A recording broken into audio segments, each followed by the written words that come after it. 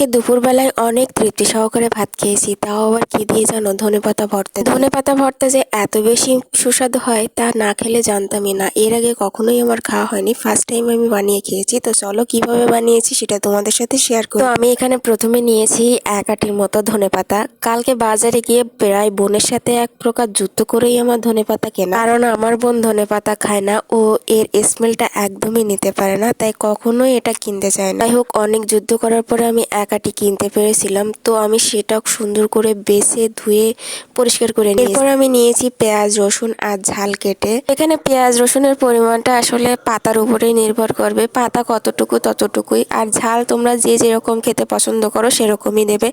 এখানে তুমি শুকনো ঝালটাও দিতে পারো, আমি যেহেতু ঝাল কম খাইতে ঝালটা একটু কম দিয়েছি। এরপর কড়াইতে তেল দিয়ে পেঁয়াজ রসুন ঝাল একসাথে ভেজে নেবো। আলাদা করে ভেজে নিতে পারো, তবে আমার আলসেমের কারণে আমি সবগুলো একসাথেই দিয়ে ভেজে নিয়েছি। এখানে পেঁয়াজ রসুনের সাথে আমি কিন্তু কোনো রকম লবণ বা হলুদ অ্যাড করিনি, জাস্ট আমি তেলের উপরে দিয়ে এগুলো হালকা বাদামি করে ভেজে নেব। আমার পেঁয়াজ রসুনটা ভাজা হয়ে গেছে, এখন আমি ধনেপাতাগুলো দিয়ে দেবো। ধনেপাতাগুলো দেওয়ার পরে 2 থেকে 3 মিনিটও লাগে না, তার ভিতরেই ধনেপাতাগুলো সেদ্ধ হয়ে যায়। ধনেপাতাগুলো দেওয়ার পরে 2 থেকে 3 মিনিটের মতো কড়াইয়ের উপরে রাখবে, দেখবে একদমই সেদ্ধ হয়ে গেছে। বেশি রাখলে কিন্তু তোমার ধনেপাতার কালারটাই নষ্ট হয়ে যাবে। আমি ধনেপাতাগুলো দেওয়ার পরে 2 থেকে 3 মিনিটের মতো ভেজে নিয়েছি, আর ভেজে নেওয়ার পরে আমার ধনেপাতাগুলো একদম কিন্তু ভাজা হয়ে গেছে, পাতাগুলো অনেকটা নরম হয়ে এসেছে। এখন আমি এই পর্যায়ে কিছুটা লবণ দিয়ে দেব, বেশি লবণ দেব না, কারণ এই সময় বোঝা যায় না যে লবণ আসলে কতটুকু লাগবে। আমি এই পর্যায়ে অল্প একটু লবণ দিয়েছি, আর এরপরে আমি ধনেপাতাটা নামিয়ে নেব, কারণ আমার হয়ে গেছে। এক হাতে ভিডিও করা আর এক হাতে রান্না বান্না করা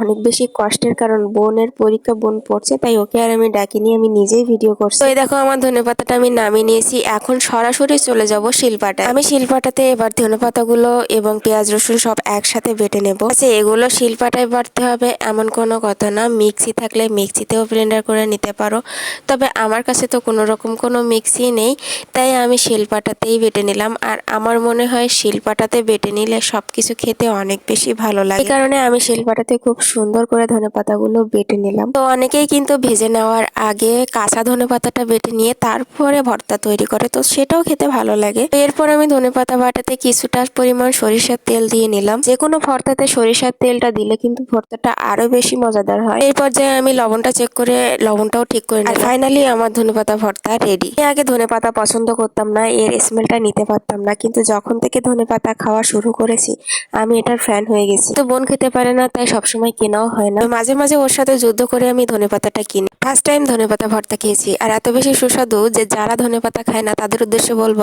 একবার হলেও ট্রাই করে দেখো, দেখবে তুমিও আমার মতো ফ্যান হয়ে যাবে।